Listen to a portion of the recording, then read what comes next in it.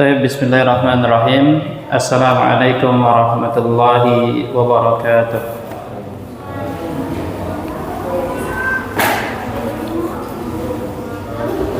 Innal hamdalillah nahmaduhu wa nasta'inuhu wa nastahdihi wa nastaghfiruhu wa natubu ilaih. Wa na'udzu billahi min shururi anfusina wa sayyiati a'malina.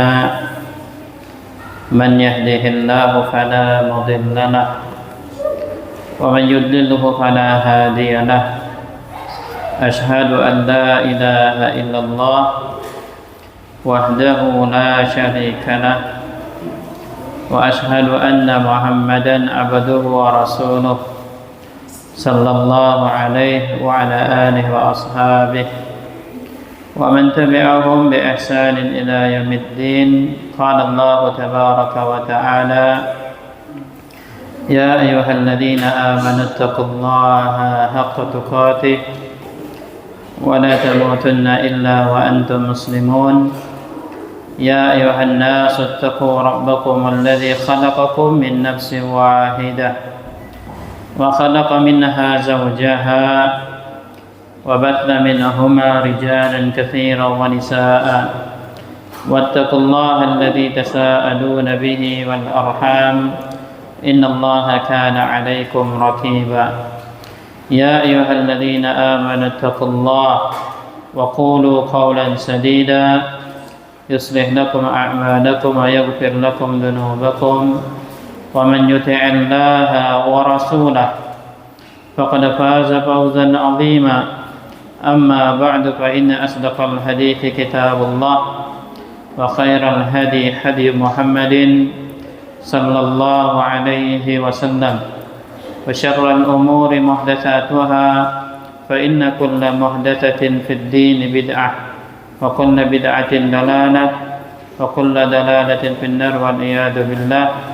Ma'asyiral muslimin wal muslimat hadani Allah wa iyyakum jami'an. Alhamdulillah, di majlis ini kita kembali mengkaji kitab Syarhu Mukaffiratid Dzunub, penjelasan tentang amalan-amalan penggugur dosa. Sebagaimana yang kita ketahui, kita adalah hamba yang banyak berbuat dosa dan kesalahan, dan tentunya kita butuh kepada penggugur-penggugur dosa tersebut. Dengan mengetahuinya, kita pun berusaha untuk mengamalkannya agar Allah Ta'ala mengampuni dosa-dosa kita dan mengangkat derajat-derajat kita. Kaum muslimin wal muslimat hadani Allah wa iyyakum jami'an. Kita alhamdulillah di kitab Syarhu Mukaffiratid Dzunub ini ada 10 amalan penggugur dosa. 3 di antaranya sudah kita bahas pada pertemuan sebelumnya. Yang pertama, penggugur dosanya adalah bertaubat. Yang kedua, beristighfar. Dan yang ketiga adalah al-hasanatul mahiyat, amalan-amalan kebaikan yang dengannya dapat menjadi penggugur dosa-dosa.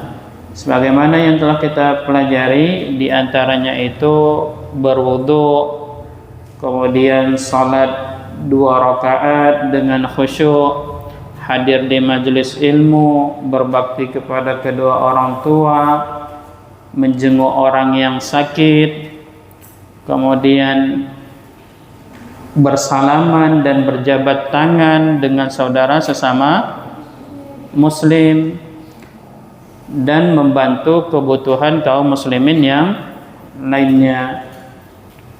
Maka di majelis ini kita akan membahas 2 amalan penggugur dosa yang berikutnya, yaitu yang keempat, doaul akhyar, doa orang-orang pilihan.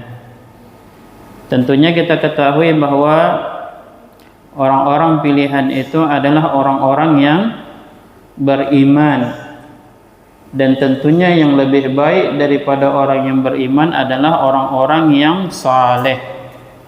Maka tentunya setiap kita hendaknya benar-benar beriman kepada Allah Subhanahu wa taala. Kemudian setelah itu beramal saleh.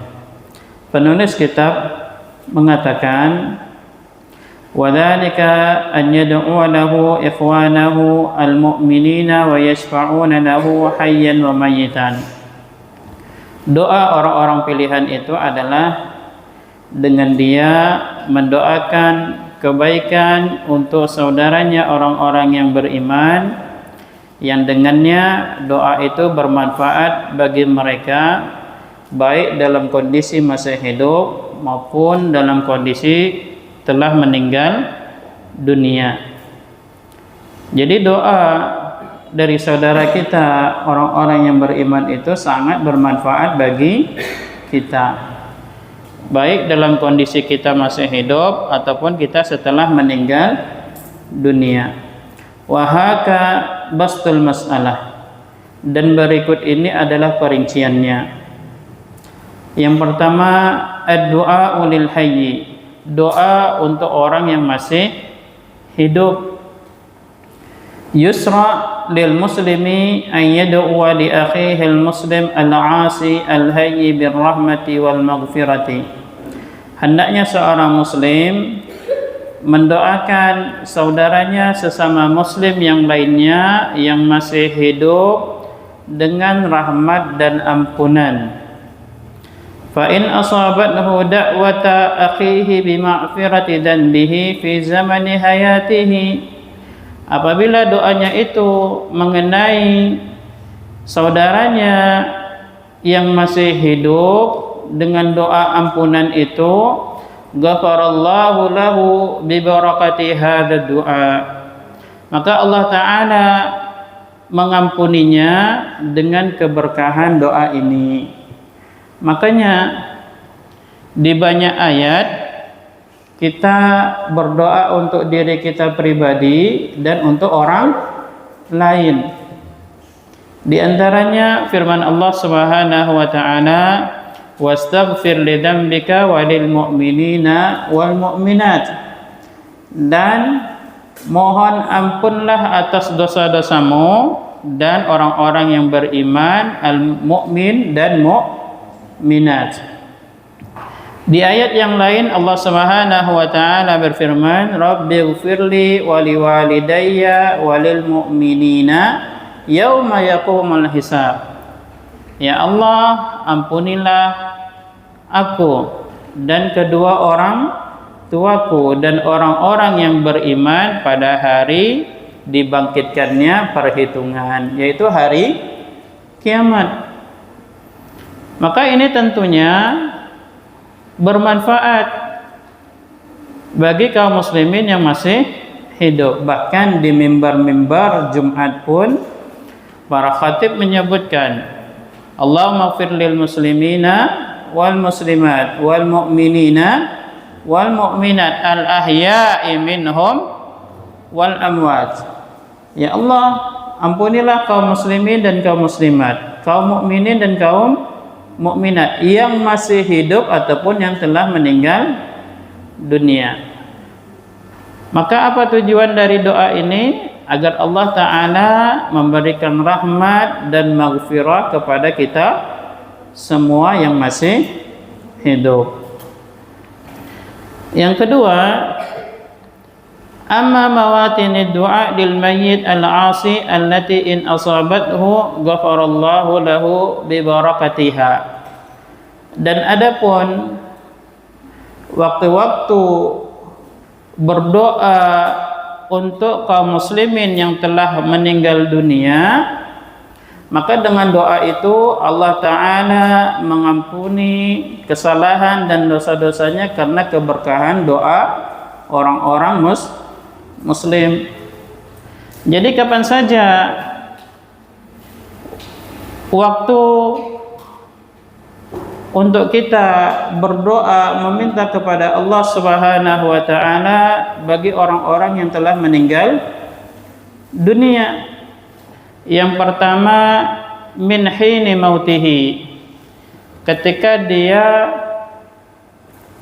telah dicabut ruhnya. Dalam hal artian ketika dia sudah meninggal dunia. Maka ketika itu tidak ada yang dia harapkan kecuali dia didoakan oleh saudaranya sesama muslim tatkala dia sudah meninggal dunia.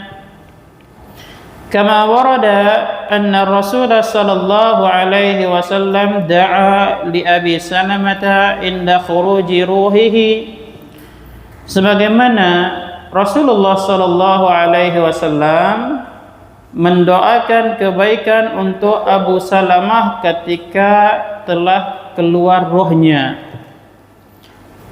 Dalam hal artian Abu Salamah sudah wafat, sudah meninggal dunia. Nabi sallallahu alaihi wasallam mendoakan kebaikan untuk Abu Salamah.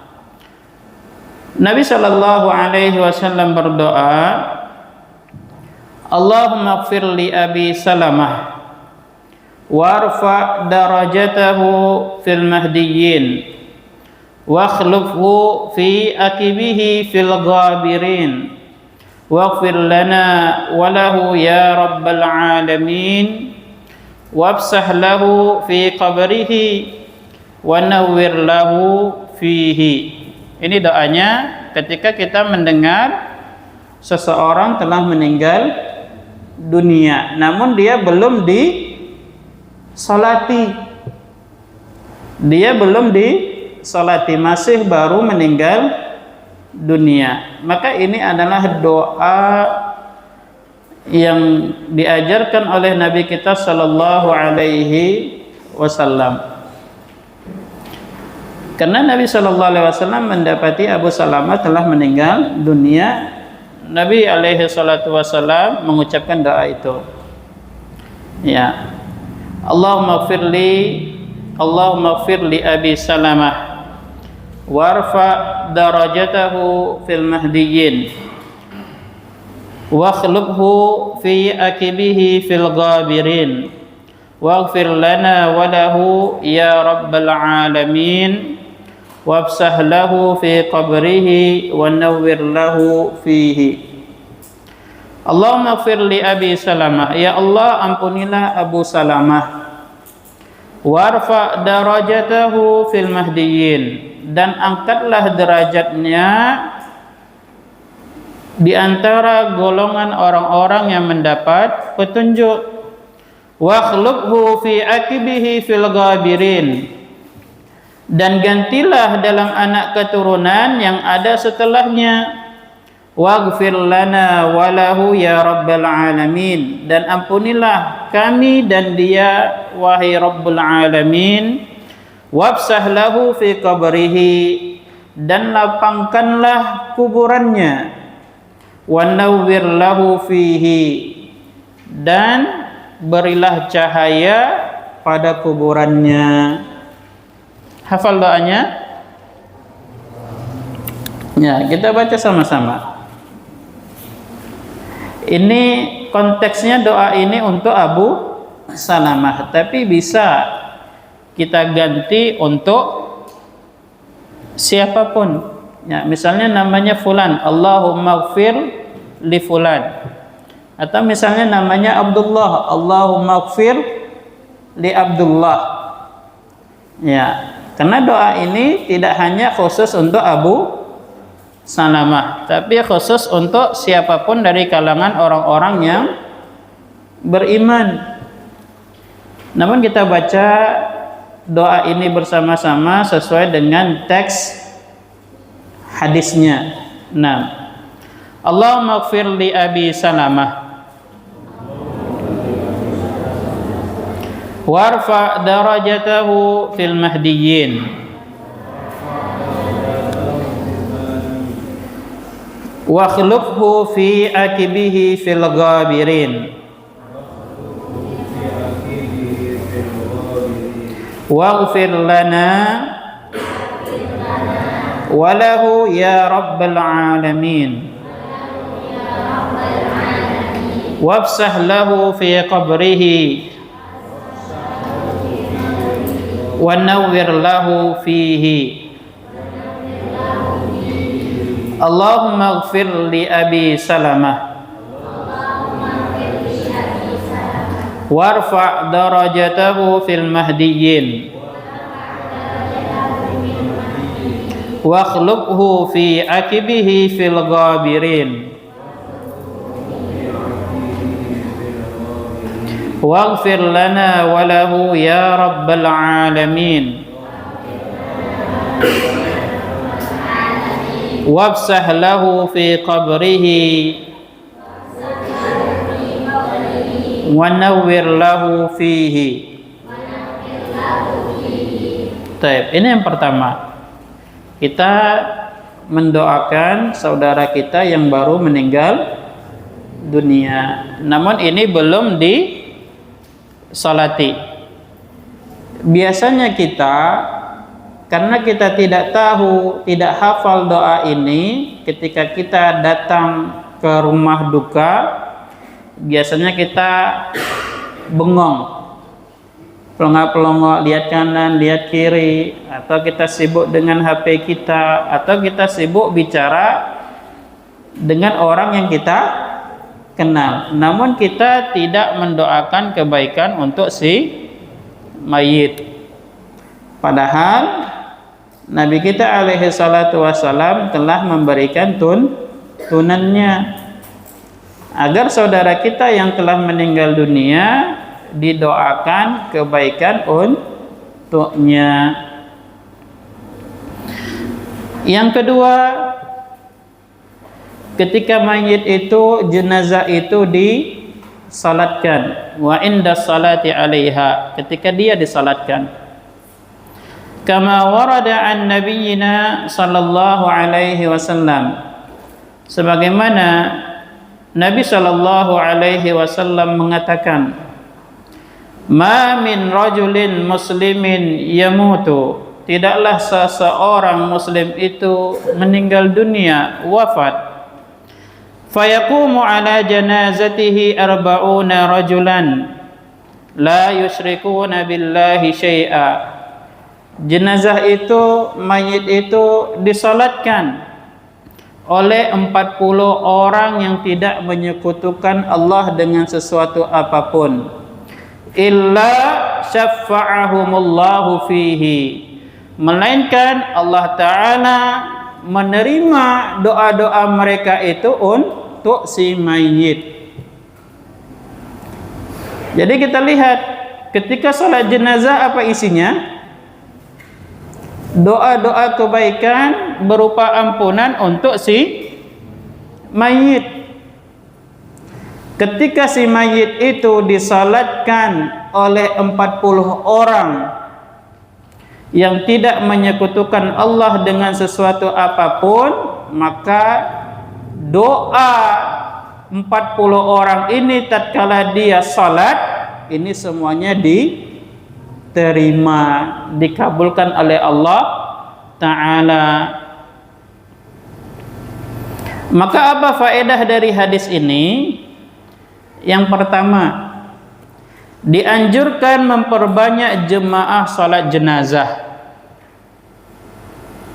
Dianjurkan memperbanyak jemaah salat jenazah. Di hadis ini berapa dikatakan? 40.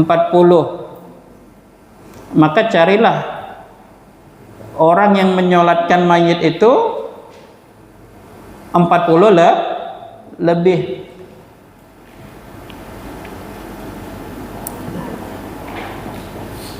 Yang kedua, penetapan syafaat dari orang-orang yang beriman. Tentunya syafaat dari orang yang beriman adalah untuk meninggikan derajat orang-orang yang beriman. Di hadis ini disebutkan 40 orang yang mensolati jenazah itu adalah orang yang bertauhid, tidak menyekutukan Allah dengan sesuatu apapun. Maka apa hasil yang didapatkan? Allah Ta'ala menerima doa-doa dari 40 orang tersebut untuk kebaikan si mayit. Maka ini penting bagi kita, cari komunitas yang di dalamnya mereka tidak menyekutukan Allah Subhanahu wa taala dengan sesuatu apapun. Agar kalau kita meninggal dunia mereka menyolatkan kita, karena kita butuh doa-doa dari mereka untuk kebaikan kita.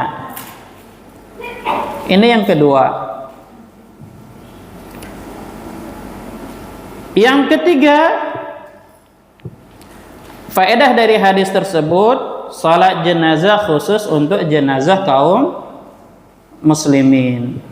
Jadi kita tidak boleh mensalati atau mendoakan orang-orang yang meninggal dari kalangan kaum musyrikin dan kufar. Ini terlarang.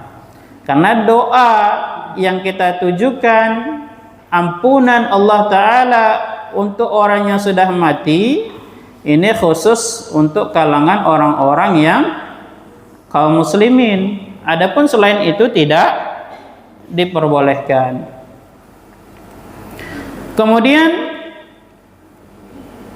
kapan lagi waktunya doa itu kita tujukan untuk orang yang telah meninggal dunia? Wa inda dafnihi, ketika dia dikuburkan. Kama warada an Utsman radhiyallahu anhu, sebagaimana dari Utsman radhiyallahu anhu, kana Nabi sallallahu alaihi wasallam idza farigha min dafnil mayyit waqafa alaihi. Nabi sallallahu alaihi wasallam apabila telah selesai dari menguburkan si mayit, maka Nabi sallallahu alaihi wasallam pun berdiri di sisi kuburannya. Jadi ini misalnya ada mayit sudah diletakkan di liang lahatnya, kemudian dikuburkan. Apa yang Nabi sallallahu alaihi wasallam lakukan? Nabi sallallahu alaihi wasallam berdiri di sisi kuburan tersebut. Faqala, Nabi sallallahu alaihi wasallam berkata, istaghfiru li akhikum, beristighfarlah kalian, mintalah ampunlah kalian, li akhikum, untuk saudara kalian. Siapa yang dimaksud? Yang sudah dikubur, si mayit yang sudah dikubur. Istaghfiru li akhikum wasalu lahu tasbih, dan mintalah oleh kalian untuk si mayit tadi at-tasbih, keteguhan, kekokohan. Fa innahul ana yus'al, karena si mayit itu yang baru dikuburkan sekarang sedang ditanya. Siapa yang menanyai si mayit itu di dalam kuburnya? Malaikat. Fa innahul an yus'al, karena sekarang itu si mayit sedang ditanya. Makanya kita dapati ketika mayit telah dikuburkan, maka di waktu itulah kita hendaknya minta kepada Allah Ta'ala ampunan untuk si mayit. Dan kita pun minta kepada Allah Ta'ala agar si mayit itu mampu menjawab pertanyaan malaikat. Ya, Nabi mengatakan fa innahul ana yus'al, sekarang ini dia sedang ditanya. Sekarang ini sedang dia ditanya. Apa faedah dari hadis ini? Faedah yang pertama, disunnahkan berdiri sejenak di sisi kuburan yang telah selesai dimakamkan untuk mendoakan jenazah agar mendapat ampunan dan agar jenazah diberi keteguhan ketika menjawab pertanyaan malaikat, dan diminta orang-orang yang hadir untuk berdiri. Apa doanya? Sebagaimana di redaksi hadis ini, doanya adalah Allahumma ghfir lahu, ya Allah ampunilah dia. Allahumma tsabbithu, ya Allah kokohkanlah dia. Hafal doanya? Allahumma ghfir lahu, Allahumma tsabbithu. Allahumma ghfir lahu, Allahumma tsabbithu. Ya Allah ampunilah dia, ya Allah kokohkanlah dia. Ini kita berdoa setelah dia dikubur. Kenapa? Karena dia sedang ditanya.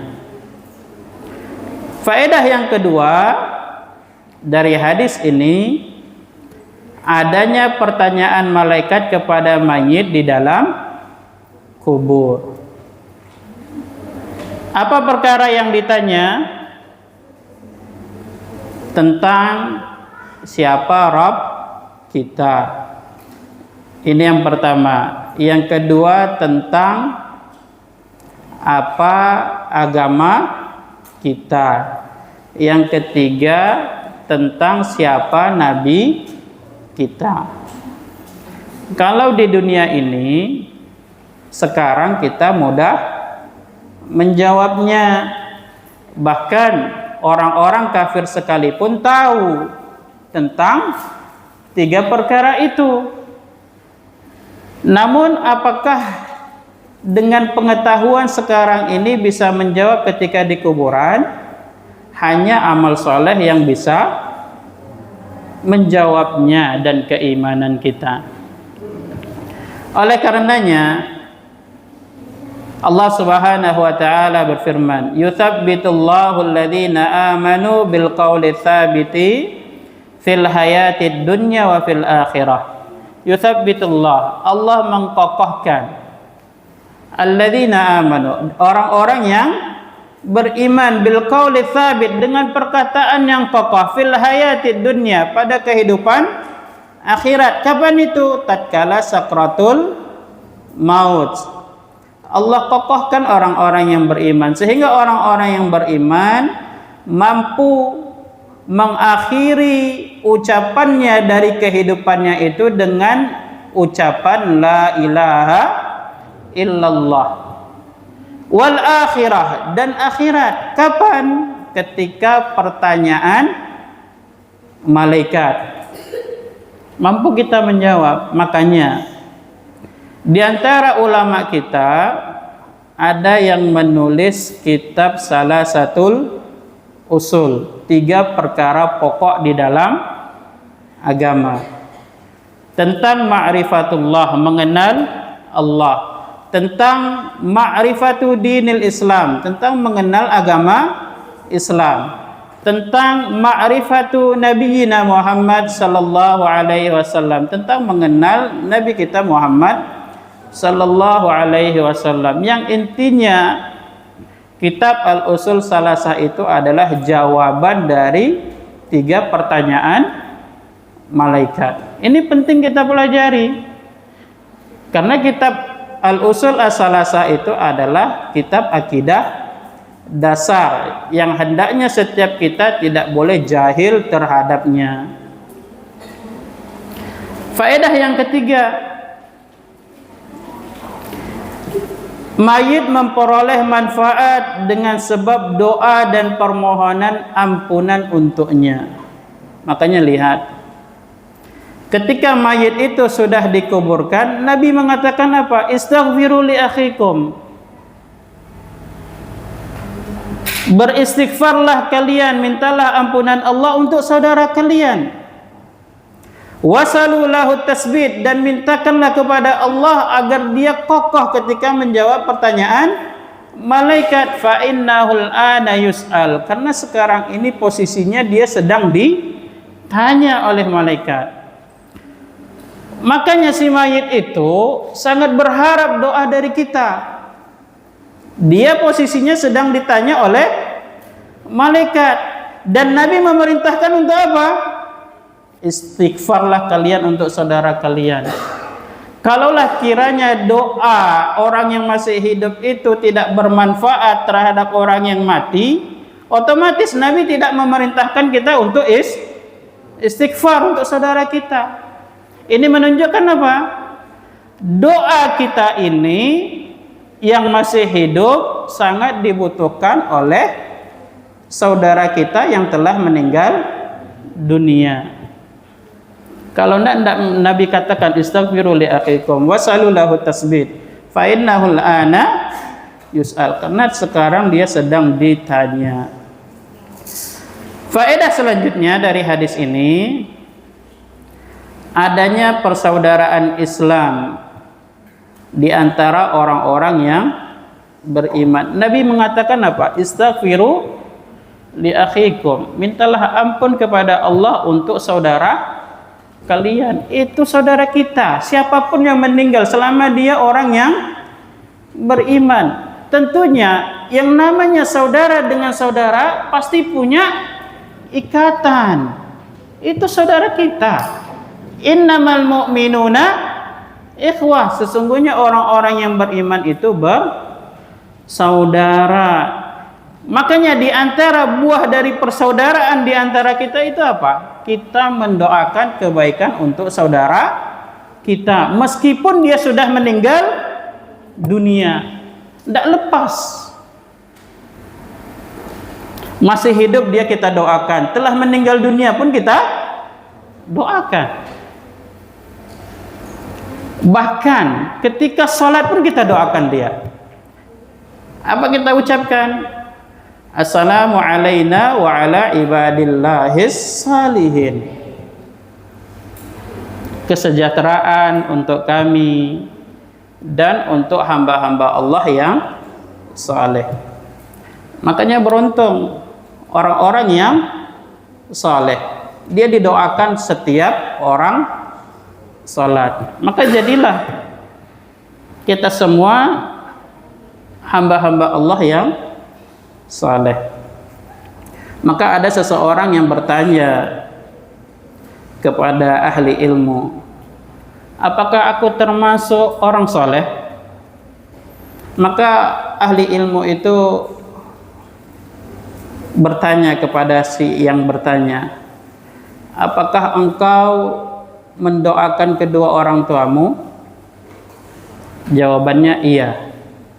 Maka ahli ilmu itu mengatakan, maka engkau termasuk di dalam hadis Nabi SAW, waladun saleh yad'u lahu.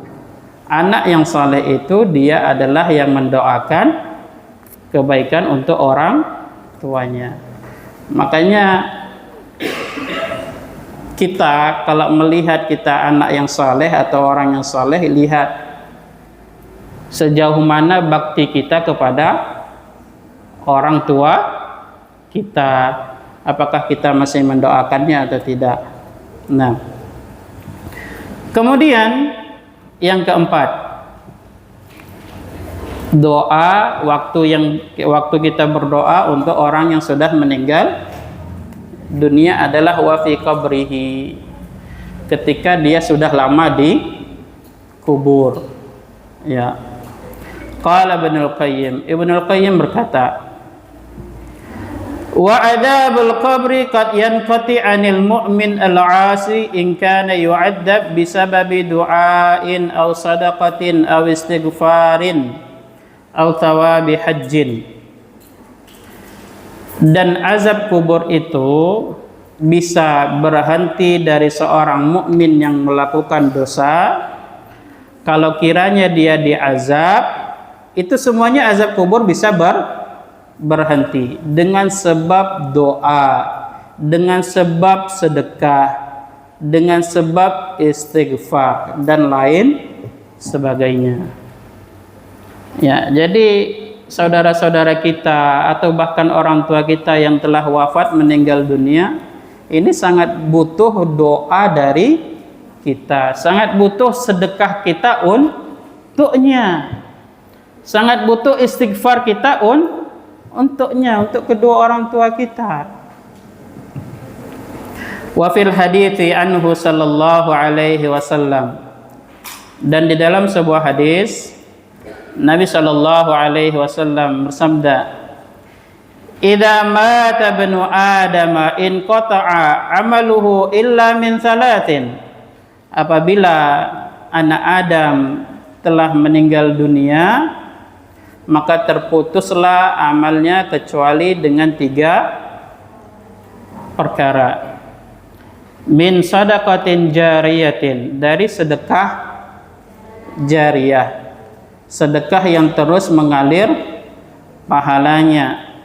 Au ilmin yuntafa'u bihi, atau ilmu yang diamalkan. Au waladin salihin yad'u lahu, atau anak yang saleh yang mendoakannya. Jadi 3 ini adalah di antara bentuk amal yang pahalanya tidak terputus bahkan setelah dia meninggal dunia. Maka kalau kita sebut ini adalah umur yang kedua. Umur yang keberapa? Yang kedua. Dia tidak ada orangnya lagi, namun pahalanya tetap mengalir. Maka hendaknya setiap kita harus punya proyek amal seperti ini. Jangan sampai satu pun dari 3 ini kita tidak punya. Sedekah jariah, ya. Sedekah itu tidak mesti banyak, namun ada. Misalnya ada donasi bangun masjid, berapa harta yang kita mampu untuk donasikan, meskipun itu 1.000 rupiah. Selama masjid itu terbangun, dimanfaatkan oleh kaum muslimin, maka kita tetap mendapatkan kucuran pahalanya sampai masjid itu tidak dipergunakan lagi. Ilmun yuntafa'u bihi, ilmu yang bermanfaat. Kalau ilmu yang bermanfaat kita ajarkan kepada orang lain pun mengajarkannya kepada orang lain, diamalkan. Waladin salih yad'u lahu, anak yang saleh yang mendoakannya. Maka ini betul-betul kita didik anak-anak kita. Bahkan ada di antara ulama itu, dia memperbanyak salat sunnahnya. Dia katakan apa? Aku perbanyak salat sunnahku dengan harapan Allah Ta'ala memperbaiki anak keturunanku. Kita seberapa sering salat sunnah kita? Makanya semakin banyak anak, semakin sering salat sunnahnya. Taib, demikian ikhwani fiddin hadani Allah wa iyyakum jami'an. Pembahasan doaul akhyar ini sampai di sini. Semoga bermanfaat bagi kita semua, dan insyaallah taala pembahasan amalan penggugur dosa yang kelima ini akan kita bahas setelah salat Isya.